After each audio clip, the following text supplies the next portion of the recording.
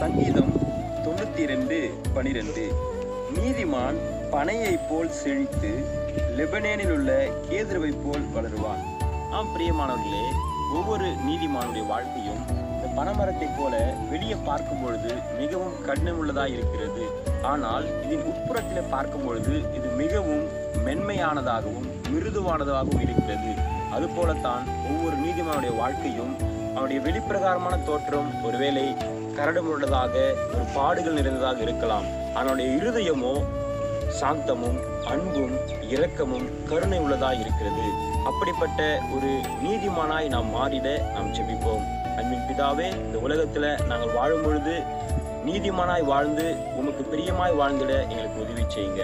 இயேசுவின் நாமத்தில் ஜெபிக்கிறோம் அன்பின் பிதாவே, ஆமென். கர்த்தர் உங்களை ஆசீர்வதிப்பாராக.